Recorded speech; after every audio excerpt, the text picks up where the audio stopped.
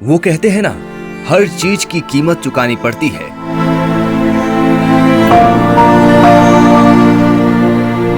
चाहे वो चीज विकास के लिए ही क्यों ना हो, लेकिन फिर भी वही विकास किसी के विनाश का कारण भी बन सकती है।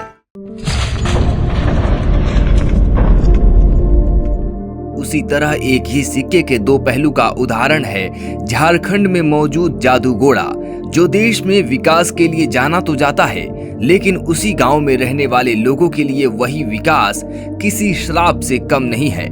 ये बात है साल 1967 से पहले की। उस समय की कहानी के किरदार ज्यादातर भूत, पिशाच, चुड़ैल और छलावे हुआ करते थे। तब एक कहानी बहुत फेमस थी। लोगों का कहना था कि जादूगोड़ा में एक पेड़ है और उस पेड़ में बुरी आत्मा का वास है, क्योंकि जो भी गर्भवती महिला उस पेड़ के सामने से गुजरती थी, उसके गर्भ में पल रहे बच्चे की मौत हो जाती थी, या फिर बुरी आत्मा बच्चे को गर्भ में ही आधा खा जाती थी,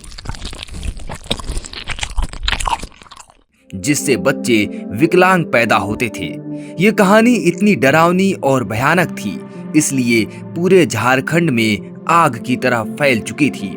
यहाँ तक कि भारत सरकार के कानों तक भी ये बात पहुंच चुकी थी। इसके बाद सरकार ने जादूगोड़ा में साइंटिस्ट की एक टीम भेजी जांच करने के लिए। तब ये जांच साइंस वर्सेस भूत की हो जाती है और जांच में एक चौंकाने वाली बात पता चलती है, जिसने झारखंड के साथ साथ पूरे देश को हिलाकर रख दिया था।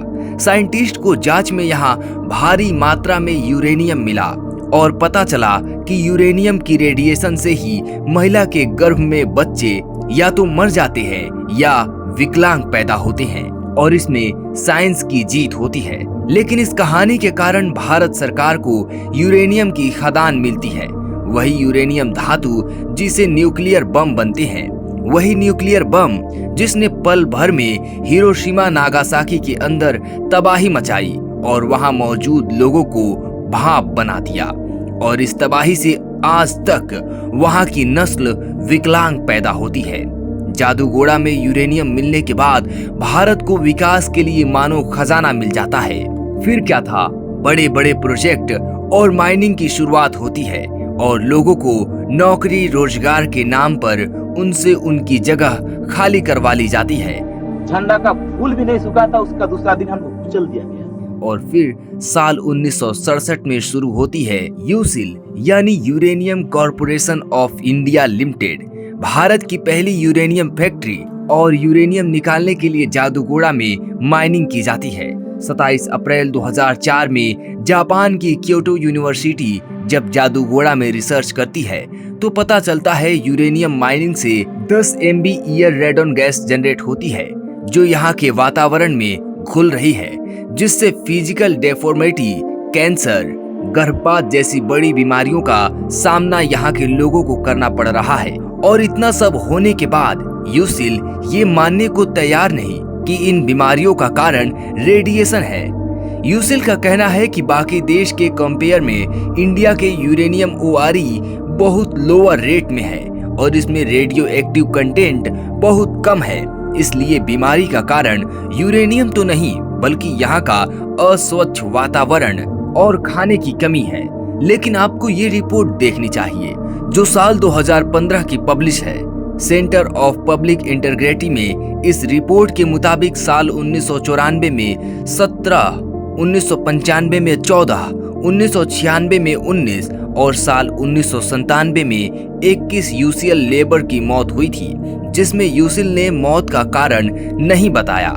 लेकिन झारखंडी ऑर्गेनाइजेशन अगेंस्ट रेडिएशन, जो कि एक लोकल ग्रुप थी जिसकी शुरुआत साल 1998 में हुई थी, उनके एक स्पोक पर्सन ने खुलासा किया कि ये सभी मौत यूरेनियम से निकलने वाली गैस रेडॉन से हुई है, और कहा यूसिल ने मौत का ब्यौरा भी गलत दिया है और लगभग मरने वालों की संख्या 4 टाइम्स ज्यादा है। जिसके बाद उस स्पोक पर्सन पर एंटी नेशनल एक्टिविटीज की धारा लगाकर उसको अरेस्ट कर लिया गया था। जिस यूरेनियम पत्थर को पाने के लिए सभी देशों में होड़ है, वही यूरेनियम भारत के जादूगोड़ा में मिलता है, जिससे हमारा देश पूरे विश्व में न्यूक्लियर वेपन में 6ठे नंबर पर आता है। जिसे सुनकर हर भारतीय की छाती 56 इंच की हो जाती है। लेकिन जिस जादूगोड़ा ने भारत को इतना सब कुछ दिया, एक सवाल जादूगोड़ा के लोग रोज सरकार से पूछते हैं कि देश ने जादूगोड़ा को क्या दिया।